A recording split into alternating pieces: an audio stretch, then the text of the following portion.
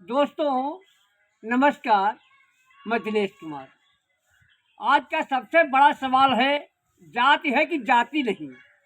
जाति है कि जाति नहीं। कि जिस तरीके से जहाँ जहाँ भारतीय जनता पार्टी की सरकार है, वहाँ पर कहने को तो भारतीय जनता पार्टी के सभी नेता कहते हैं कि सबका साथ, सबका विकास और सबका विश्वास।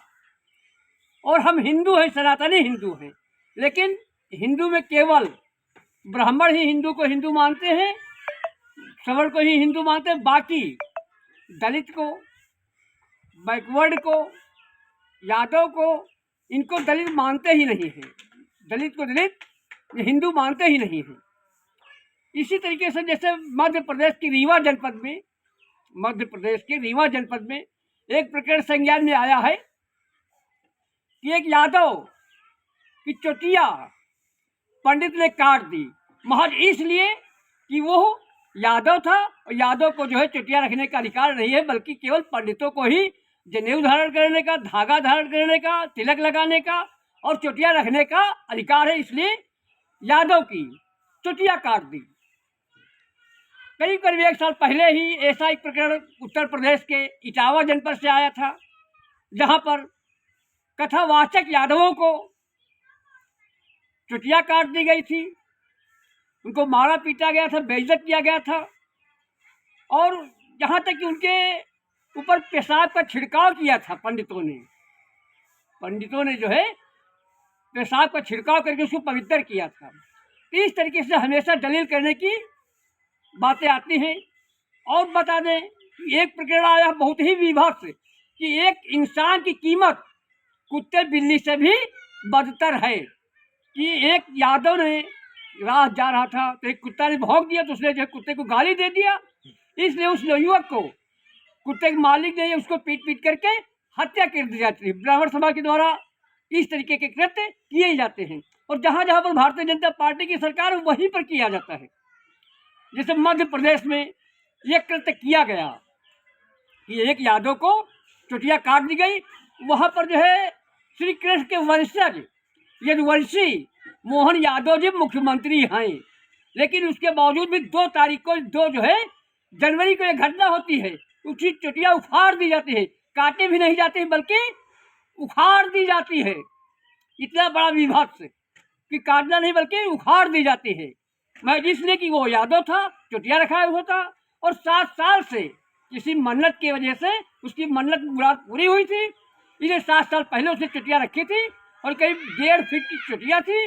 और उस चोटिया को जो है यादव की चोटिया को जो पंडितों ने, दीपक पंडित, राहुल यादव की चोटिया और दीपक पंडित ने महज इसलिए काट दिया था कि वो यादव था, चोटिया रखे हुआ था, और पंडित को बर्दाश्त नहीं हुआ, उसने चोटिया को उखाड़ दिया। तो इस तरीके से ये घटनाएं हो रही है।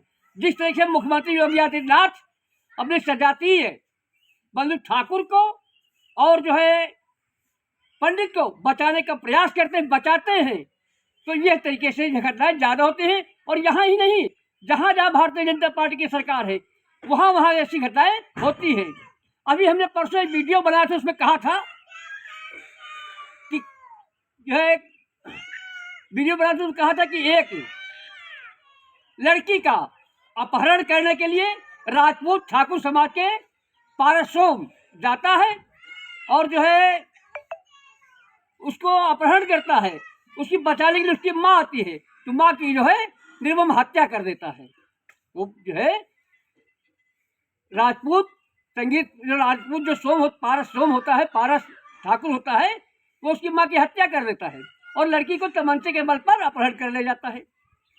लेकिन उसको बचाने के लिए योगी की पुलिस योगी के इशारे पर क्या करती है, वो कहती है उसने जानबूझ के हत्या नहीं की, बल्कि छीना झपटी में हत्या हो गई। उसको बचाने का प्रयास करती है। जब योगी की पुलिस हत्यारों को बचाने का प्रयास करेगी तो हत्याएं बढ़ेंगी।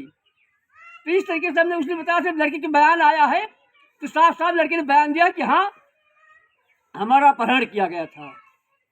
तो और कटने की यानी जो है तमंचे की नोक पे किया गया था। वो कहते हैं जैसे पुलिस बयान दे रही है कि जो है हाथापाई में लग गया, जो है धारदार हथियार लग गया, तो हम कहते हैं धार हथियार लग गया तो तमंचा लेकर जाने की क्या आवश्यकता थी? इसका मतलब उसकी पूर्व सुनियोजित साजिश थी उसके अपहरण करने की, तभी तो तमंचा भी साथ लेकर गया था। लेकिन फिर भी वो बचाने की कोशिश कर रही है। और यह जो मध्य प्रदेश में रीवा थाने में, रीवा जिले में घटना हुई है, उसमें अभी पुलिस बचाने का प्रयास कर रही है। वो कहती है पुलिस कि हमको अभी तक जो चुटिया ला करके नहीं दिया। तो हम कहते हैं कि चुटिया नहीं ला के दिया, जो रिपोर्ट दर्ज कराया था, एप्लीकेशन आया था, तो जो चुटिया उखाड़ी गई थी तो वहाँ पर उसके निशान से आप देखते FIR दर्ज करते हैं। लेकिन 2 तारीख की 2 जनवरी की घटना है कि आज तक FIR दर्ज नहीं हुई है। इसीलिए तमाम PDA के लोग, तमाम लोग जो है उसके जो है समर्थन में जा रहे हैं, तमाम नेता लोग जा रहे हैं।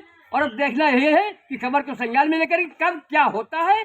FIR होती है कि योगी की सरकार, मनमोहन सिंह यादव की सरकार उन दरिंदों को, आतंकियों को बचाने का प्रयास करते। देखने वाली बात होगी कि आगे क्या कार्रवाई होती है। पल पल की अपडेट हम रखते रहेंगे, आपको बताते रहेंगे।